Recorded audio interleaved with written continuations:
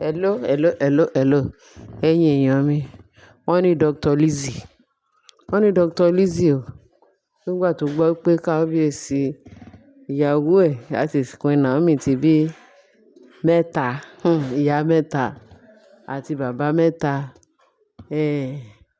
Wọ́n ní inú ẹ̀ dùn pé ó wá wo Queen Naomi àti àwọn mẹ́ta. Ó ló yà wọ́n lẹ́nu o.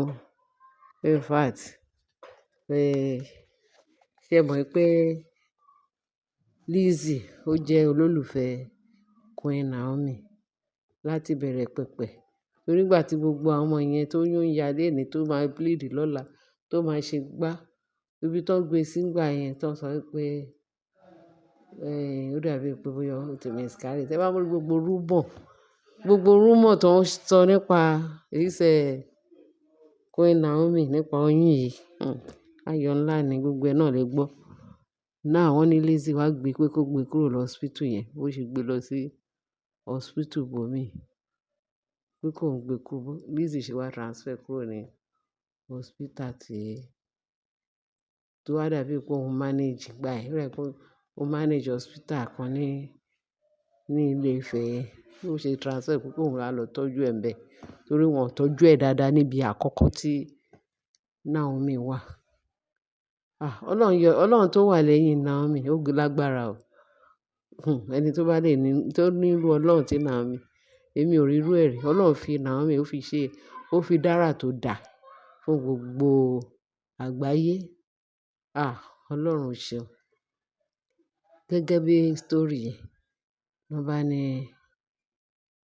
Lizzie ó wá bá Queen Naomi. Wọ́n á ní nǹkan tó ṣẹlẹ̀. Àǹtí Naomi, nǹkan tó ṣẹlẹ̀ ni pé relationship òun àti kábíyèsí, òun sọ pé òun fẹ́ quit pátápátá. Ni Queen Naomi wá ní, kí ló dé?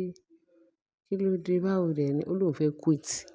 Torí nǹkan tí Naomi face láyé ẹ̀, ó ní kò sí ẹlẹ́gbẹ́, kò sí ẹni tó lè face ẹ̀. Òun ò lè bá Naomi compete. Torí ó mọ̀ pé ayérayé Ọlọ́run ìgbàlà, ó really jókòó ti Naomi láti gbà á là. Ìyanu ló fi ọ̀rọ̀ Naomi ṣe. Pé ṣé òun lè bí ẹ̀? Nítorí nǹkan tó ṣẹlẹ̀ sí Naomi, ó ní ìyanu ńlá ni. Ọlọ́run dẹ̀ wí bẹ́ẹ̀, ṣe bẹ́ẹ̀.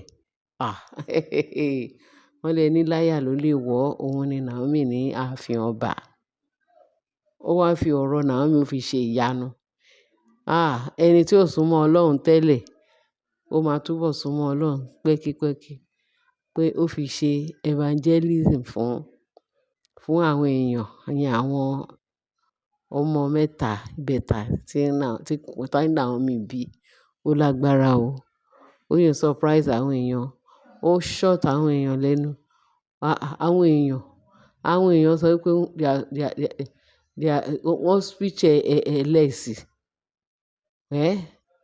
Wọ́n ní wọ́n speechless pé tí gbogbo nǹkan tí wọ́n ò lè, pé ẹnu yẹn pé ó kọ̀ròyìn. Ọlọ́run ló really yà àgbàdo há. Ó yá di àwọn èèyàn lẹ́nu, àwọn ọ̀tá Naomi. Láti fi àjùlọ hàn, láti mọ̀ pé Ọlọ́run alààyè ó ń bẹ láàyè fún wa. Ó ń bẹ láàyè fún Naomi. Ẹ̀yin èèyàn mi, kì í máa ṣe kékeré o. Wọ́n ní gbogbo nǹkan tí Lizzie rò nìyẹn. Òun ò lè farawé Queen Naomi o. Òun fẹ́ quit o. Òun ò lágbára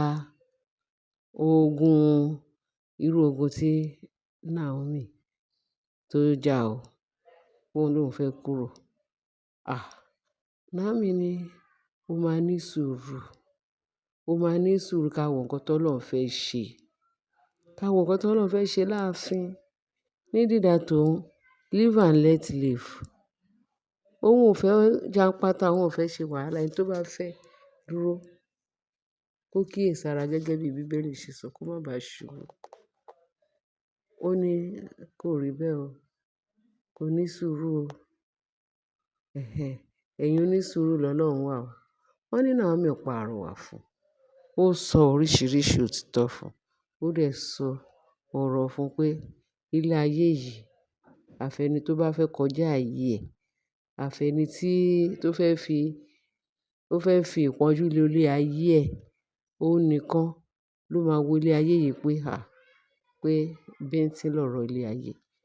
Ó yẹ kí kò sí nǹkan tí èèyàn mú wá sáyé, kò dẹ̀ sí nǹkan tí èèyàn mú lọ. Wọ́n ló pàrọwà fún ó sọ oríṣìíríṣìí. Ogun tó ń jà, òun kọ́ ló jà o. Ọlọ́run ló bá òun wí ní tòun o. Ọlọ́run ni o. Pé tí èèyàn bá dúró tó ń gbàdúrà, Ọlọ́run á dìde nínú àánú ẹ̀. Á gbé onítọ̀hún níjà. Á gbèjà fún àwọn ẹni tí ó máa gbèjà.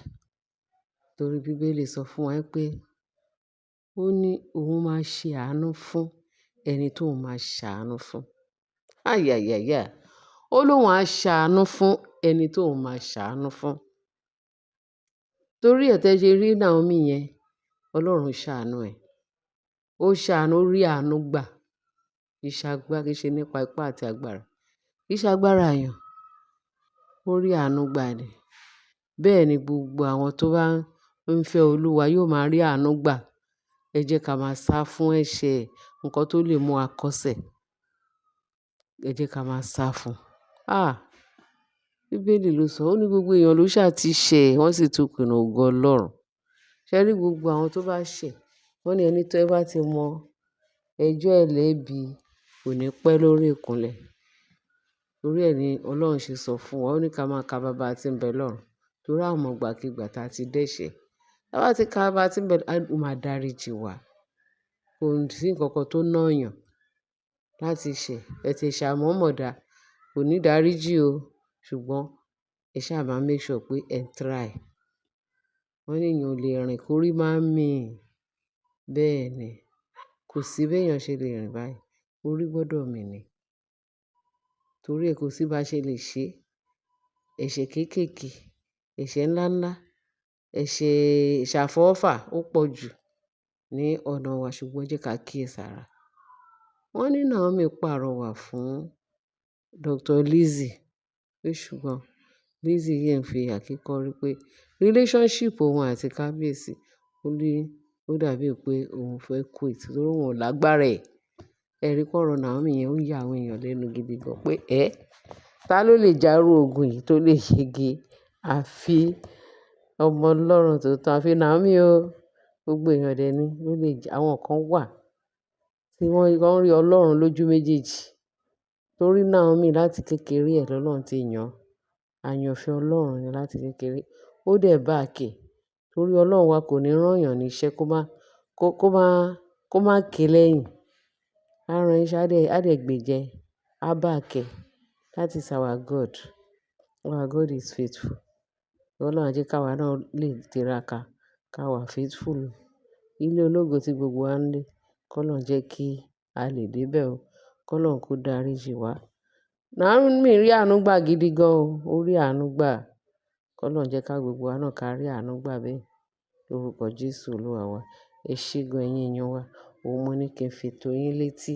Torí Dr. Lizzy wá wo Mariam.